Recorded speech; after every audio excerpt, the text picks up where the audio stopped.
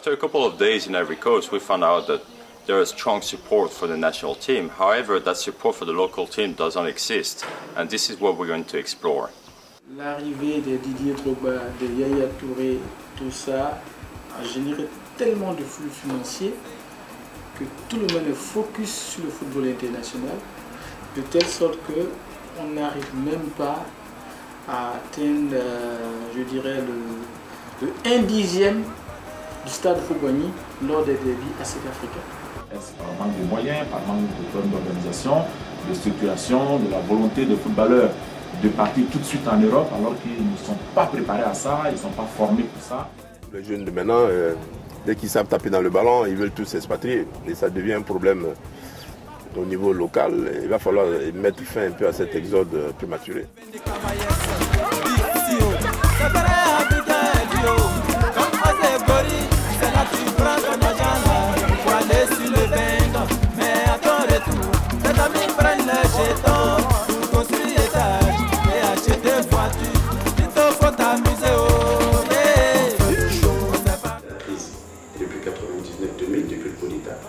Ceux qui vont au stade, c'est le petit peuple.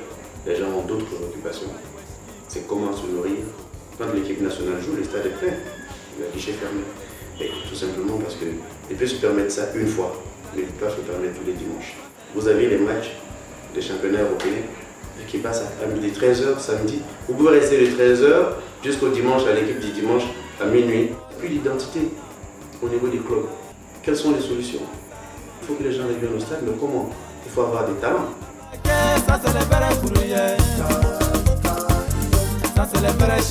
Qu'est-ce qu'on peut faire ici en local pour améliorer le football local? La structuration des clubs, c'est quelque chose qui doit être là. C'est une des clés, quoi. Si on était 2, 3, 4, 5 à travailler de la même manière, je pense que ça nous aiderait, nous, d'une part, à nous améliorer, à hausser notre niveau et certainement pour faire progresser le football ivoirien. Bon jeune dans la Côte d'Ivoire. Maintenant après, quand il est bon, le talent qu'il a, il faut qu'on puisse le développer. Mais le développer comment? Avec des gens qui connaissent le métier. Et puis il y a des règles. Il faut voir où le centre est installé, quels sont les équipements du centre, qui fait la formation, les gens qui forment ont-ils le niveau pour faire la formation, comment le travail est planifié sur 1 an, 2 ans, 3 jusqu'à 5 ans. Comment les jeunes sont suivis.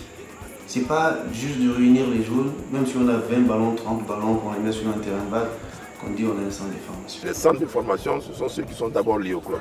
Nous allons arrêter notre liste de ce que nous on considère comme centre de formation, label FIF. Mettre en place le développement du football local à la base, comme fait la France. La France, tous les ans, il y a des joueurs qui partent. Mais le championnat est bon et il y a toujours de bons jeunes. Nous allons reprendre, on a arrêté depuis 2 ans, les compétitions. Parce que ces compétitions, au niveau de ces centres, ça nous permet de faire l'évaluation de la formation dans notre pays. Tu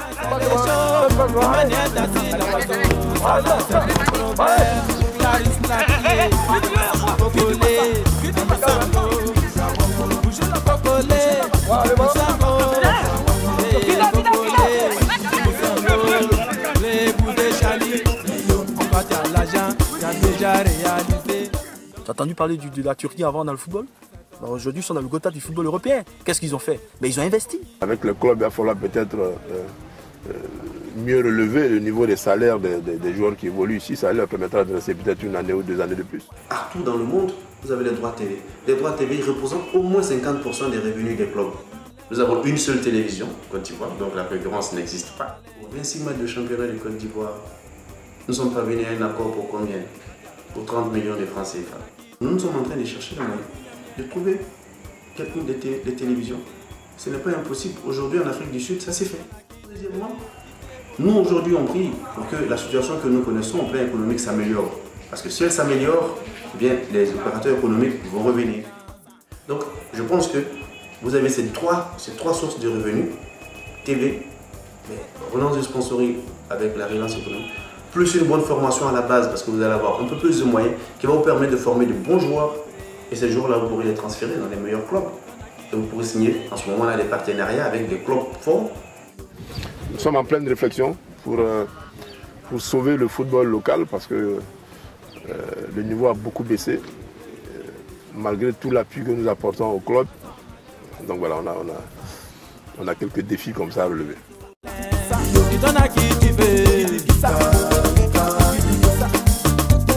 Yika, yika, iyo.